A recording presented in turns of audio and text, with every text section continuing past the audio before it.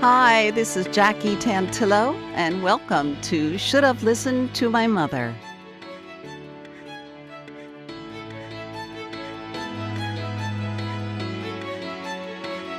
I hope you brought your appetite with you this week because I have a feeling my guest and I are going to be talking a lot about food and its energy, its healing properties and attributes. Whether you're aware of it or not, food plays a significant role in who we are, our mental, physical, psychological, and emotional state. Are we balanced or in a state of imbalance? Add to that a relationship with your mother, and who knows what we're going to find out.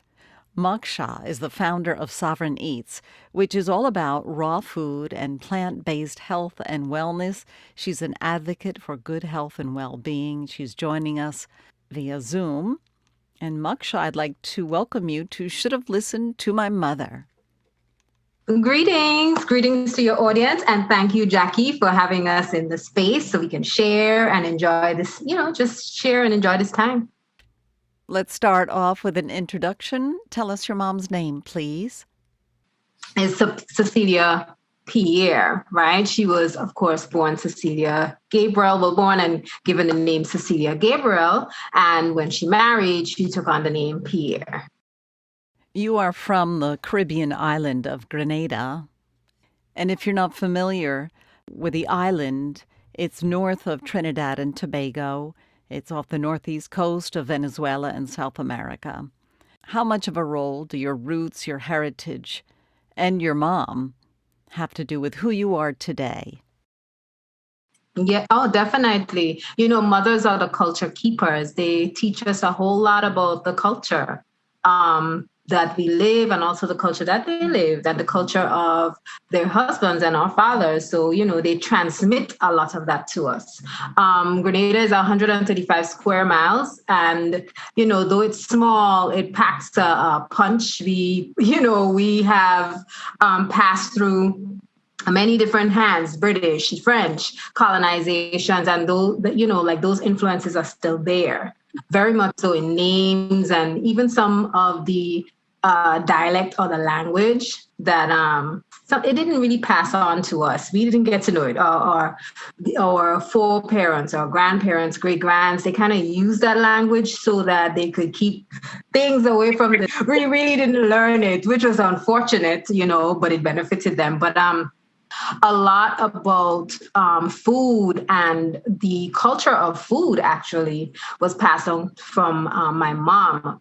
On her side, we have a long line of people who just love to prepare food, I don't know if they're called food connoisseurs, but they're just bakers, caterers. My aunt, found out later on in her adult years that she could make wine, and made wine from so many different things. My mother, she began a cottage industry creating cakes, and it is now called Celebration Cakes. She creates cakes for celebrations, weddings. She loves to do weddings, and I learned a lot of the skills and so on and love for food from her, just watching her.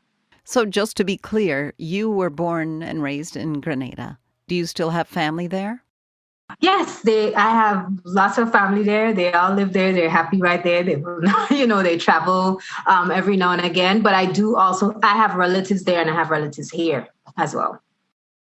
How about the cultural differences between yours and your mom's generation in Grenada? Right. Well, there's just so much. There's So Grenada is very traditional, right? Very, very much so traditional in terms of gender roles, but also, there are all these little sayings that we have. And some people, your audience probably know some of them, little girls should be seen and not heard. There's just this expectation of understanding domestic skills and learning those and picking them up. Again, we pick them up from the mother. She's the culture keeper. She shares and you watch her. That's how you learn, right? I definitely think there was a shift and a change in that. I know for me and the other sisters or the other young women, who I graduated with. I'll say that because I went to a Catholic school. Oh my goodness. So that's a whole different story. But, there was, it was a new age in that we questioned things. I know I questioned things a lot. I questioned not so much gender roles, but a lot when it comes to history and religion, right? And, spirituality and understanding the deeper concepts of who we were as Grenadians, like where did we come from, right? We passed through the colonizers' hands, but there are inherent traditions and cultures that were still there that were vivid, but they were hidden from us. And I guess they were hidden from my mother too, but it was different in that they weren't necessarily, if she questioned things during her age of growing up, it was very different. Licks was served very, very, was not sparingly. It was, doled out. I guess they thought licks were good, huh? Worth her while. So how about your mom? Did she go to school? Did she go to college? My mother went to elementary and I think into high school. And up until high school, she had to begin working. And so she started working at, I think it was Huggins is the name of the company. And so she worked there for many years. I think she had other jobs, but she worked there for many years. The thing about it is the girls were expected to learn domestics and upkeep the domestics in the home. And so you would find that it's not just, it was common, but it isn't spoken about. Like, it remains tucked away, I think. We don't get to talk about it that much, right? But the brothers or the sons were, they had preference when it came to, attending school and having the opportunity of getting an education. They were always picked first. And so the girls were expected to kind of stay at home and, wash, cook, clean, those sort of things. Right. Until you came along, you mean? Things started to change.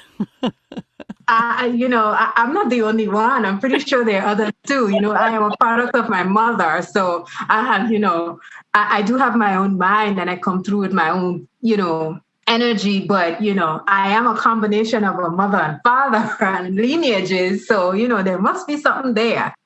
But she took courses, even though she was much older.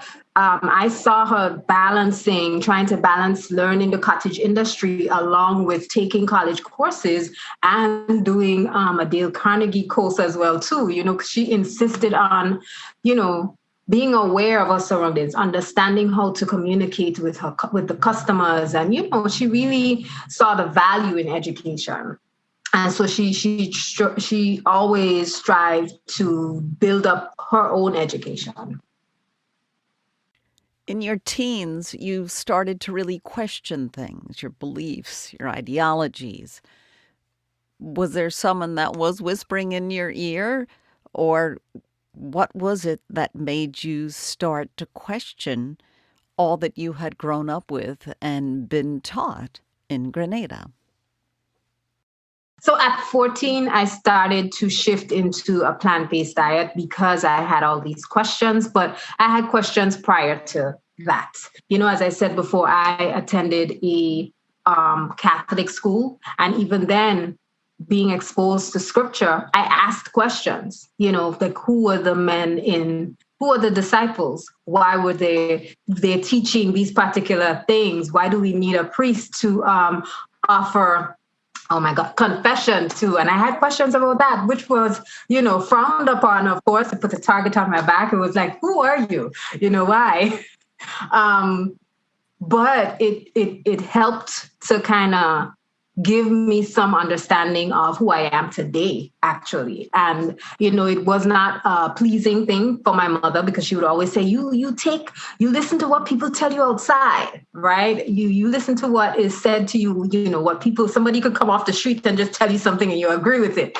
And that wasn't really the case. But what was happening was she realized that there was a rejecting of the culture And that was passed down to me, not in its entirety, but there was a questioning because I wanted more. I wanted to know more. I saw that there were things that did not seem to add up. And even spiritually, much younger, when I was much younger than 14, I think I was 6, 7, I can't remember. We were visiting my grand aunt in Piti Bakai, right, which is country. I'll say it's in the countryside. It's not. We lived in the city, and we were passing through a pasture and we walked past a church, and there was a lot of drumming. It looked like a church, but there was a lot of drumming on the inside and singing. And I didn't really get to see inside, but they were practicing what we call fire Baptists, right? But there was a lot of African drumming and so on. That was my first time encountering that. And she yanked me. She was just like, nope. Oh, that's very interesting. I wonder what she was afraid of. What was she protecting you from? I don't think it was from a place of uncertainty. It was from a place of fear and not knowing. But I also think that there was a level of knowing as well too. There was some awareness there, maybe some fear because there were gray areas of the unknown. And, there are some other ties to my grandfather that I am not aware of. I've heard people say certain things about, just who he was. So I don't know how much those things are tied together. Right. So this is your maternal grandfather. Oh, boy, complicated. What about the relationship between your grandmother and your mother? They had a pretty good relationship. It seems as if, I heard stories, right? So I heard stories of how much of a challenge my mother's teenage years and her young adult years were. And I think the challenge was a direct cause of, rift between her and my grandmother.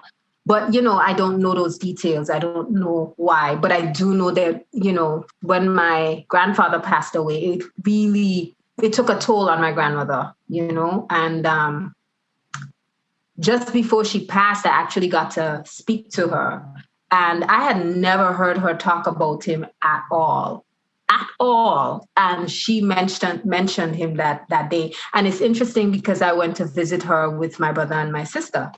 And so the three of us had our own private time with her. And a month after, once I returned to the United States, I, found out that she passed away. So it was an opportunity to hear her express some of that pain, I guess, from, like him passing away and losing. But their relationship was strained after, but there was a lot of back and forth, strain, and, everything's good again. But it's clear that there was a lot of tension at times. Is your mom still spiritual? And does religion still play a big role in her life? I imagine it does. It does. It does. She remains a devout Catholic, and she goes to church and so on. And yeah, she probably has pointed a finger at me in many ways for many reasons, because I've chosen a different path, even though I went to Catholic school and I was reared as a Catholic. My father attended the Anglican Church. After a while, I turned to Rastafarianism, or I became Rastafari, and that became the spiritual focus for me. And it was very similar because we utilized scripture, and Sundays were the days you spent time with the community, of course. But I stopped going to church, so that was I didn't share this before, but that was a bone of contention for a while. Because again, it was me pushing away another aspect of culture that was handed down to me, that was traditional as well too.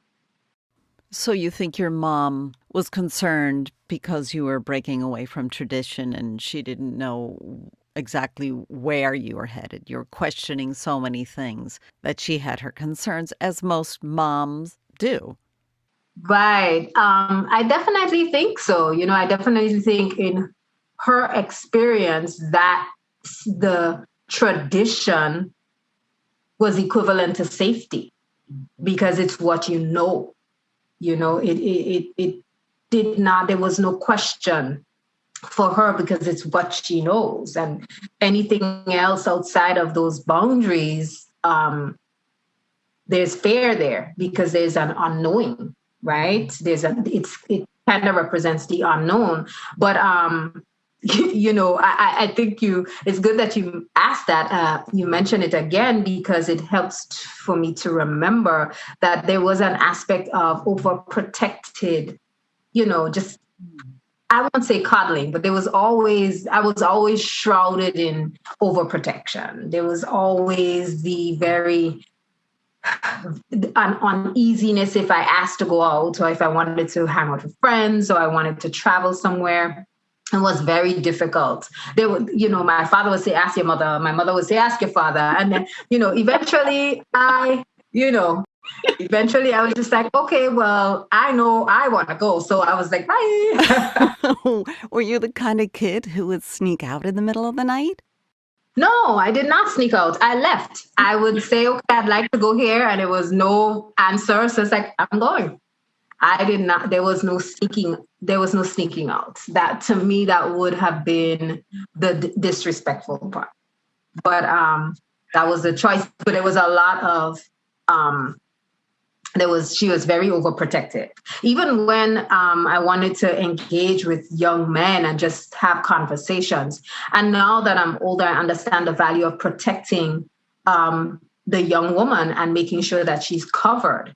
And the father intercepting and being the one to make have that conversation and build a conversation with whoever that young man is, as opposed to you thinking that's something you could do. And I know, so it's probably sounds old and very traditional, but there's value there. There's value there that I didn't understand. Yeah, I can tell you one. I remember having a conversation on the phone. It was nice. Things was going good.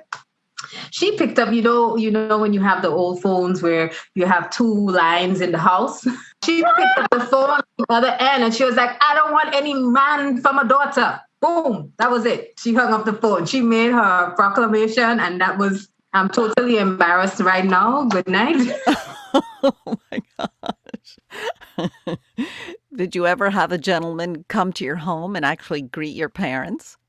I avoided that completely. That was never an option. It was actually never an option. Not in my mother's eyes. My father would always say, he would always want to know who these people are. Like, who are you going out with? I want to know. And the way he knows someone is not by knowing the person's name. He doesn't want to know the child's name. He wants to know, he would always ask, who's the father? Who's the mother? He wants the legacy. He wants the lineage. That's how he knows who is. And it makes sense. Now that I'm older, I understand that value. So I have a two-part question. Do you think that your mom has regrets in how she overprotected you and coddled you? And also maybe perhaps regrets that she didn't find her voice as young as you did? It was definitely, I've thought of this before many times. Just looking at her pictures and looking at my pictures of my grandmother, I'm trying to understand, the unspoken relation or parts of the unspoken relationship, right? And I definitely think it was her trying to protect me from some of the same experiences she encountered, right? And making assumptions too about them. It's funny, we were having a conversation today about boundaries.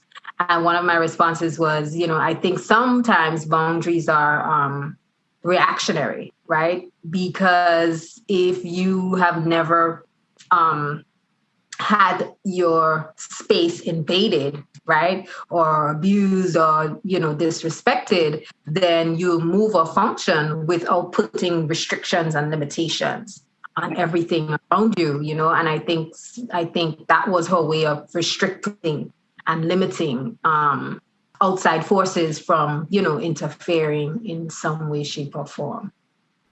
As parents, we don't always get it right. You try your best and you hope for the best, but you still have a relationship with your mom now, right? Yeah, definitely. Definitely maintain a relationship that I would say is strained in some ways again still because there were expectations and are expectations when you grow up in a culture or when you grow up in any home, there is a standard and a culture. And that's, to a certain degree, that's expected. It's expected that you maintain it and carry it on. They have pride in that, right? I respect her. She did what she knew how to do. And I took away a lot of skills and talents looking at her, remembering how much she taught me without even saying or speaking certain words, just watching her model. But I definitely think it's strained there because I have moved away from Catholicism. I have explored other African religious systems, and I've moved into a space where I identify with the Sabbath being a different day. One of the expectations that I think I shared before was just there being the expectation of house, car, land marriage. House, car, land marriage. Those were like, that's the standard.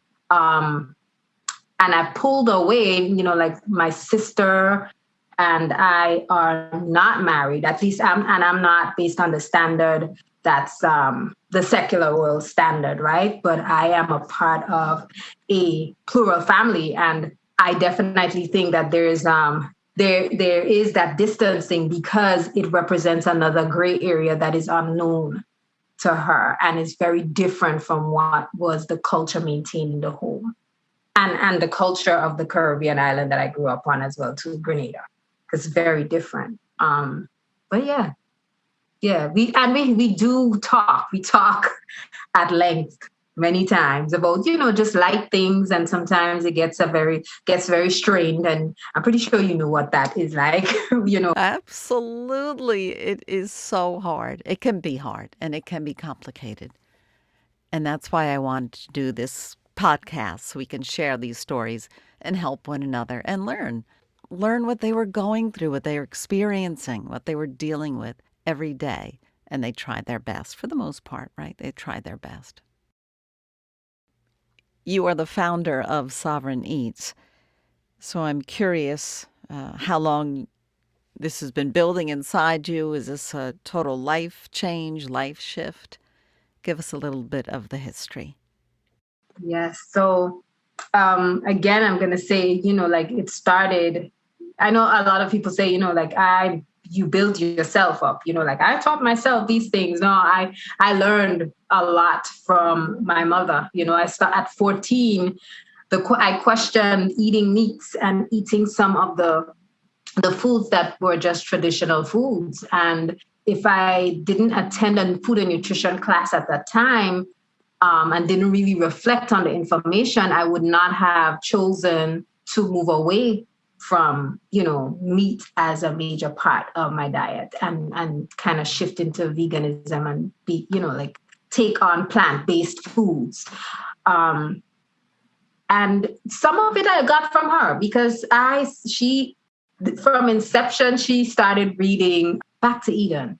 And so this book is really about eating plant-based and going back to very natural foods. And, there was a little bit about fasting in there long before anybody, started getting on the fasting bandwagon, long before anybody got on the vegan bandwagon. They were talking about just utilizing lots of greens and veggies. And so, that took her to a place where she started to remove a lot of meats and frozen foods from the refrigerator, from the freezer as well, too. And, growing up in the Caribbean, we're 135 square miles surrounded by an island, surrounded by water, tropical waters, everything you could think of, lobster, freshwater fish, freshwater creatures that we enjoy, lots of sea creatures, octopus, you name it, we have it. We eat it. So she had to go through that process. And I saw her do that. And I said to myself, no, I can do this. If I don't need animal protein to actually harness amino acids and be able to build up my muscle and bone structure and so on, because plants are able to give me the amino acids and my body can build the protein I need. There was some side eyeing because she was like, well, everything I taught you again about food, you're, pushing to the side, right? You're pushing away. And, exposing myself from since the age of 14 really allowed me to see how plant foods actually helps to support my body. And I'm able to share that with others too. It's I think it's part of my purpose. You're always questioning things and wondering, okay, well, what if this, Right. Oh my gosh, talking about food, it's getting me so hungry. What about often when our boys were young, we'd just get a bunch of families together. Everybody would bring food, whether you call it a potluck or whatever. Was there something similar like that? Was that the norm when you went to have a meal together with your family and friends? We knew a lot of people who would, it was almost like a bartering system, so to speak. In Grenada, you don't go to someone's home with your hands swinging. That's a term. Don't go with your hands swinging. You always come with something. It's an offering. It's a gift. Oh, I love that. I love that. I love that. Because we're short on time, I know that you also studied in Cuba and you pursued studies that were not generally the stereotypical female field. Tell us a little bit about your higher education and what you pursued. So originally I was into engineering.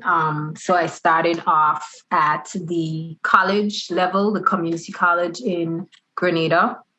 At that time, it was called the T.A. Marichaud Community College, or TAMCC. And I had an amazing professor. He's no longer with us, but he taught me machine shop engineering. So I learned how to use the caliper, how to use the lathe. I welded. I learned how to do that.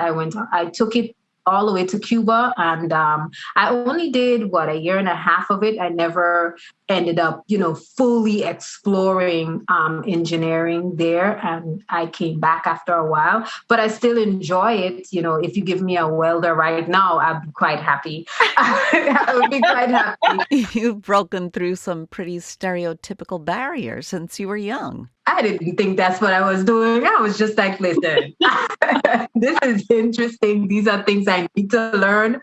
I'm going to learn it. You are right. I was the only girl in that program for a few years, the only girl, and I never felt uncomfortable.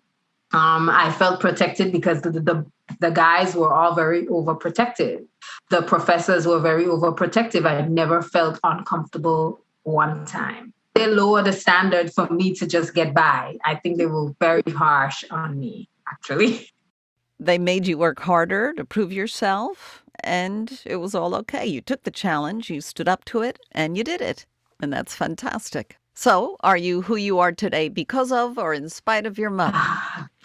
It's both. How could you say one or the other? It's like both. It's this interesting ecosystem of in spite of and because there are things that I have moved away from and selected or elected to choose a different path spiritually. And, when it comes to family structure and just, the way I see and view the world. But when it comes to understanding values, like the value of family, that she taught me that the value of being meticulous, the value of, being able to serve your mate, right? Yes, being able to serve your man, because I know that's really hard for people to appreciate and open up to, because she's like, what are you saying? but those are things that she instilled in me. And so I say it's both. Please say a big hello to Cecilia from all of us that should have listened to my mother. And Moksha, it's been a real pleasure to have you on the show. Founder of Sovereign Eats, which is all about raw foods and plant-based health and wellness. And you can find her on YouTube, Instagram, and Facebook. And she's been joining us for this episode on Zoom.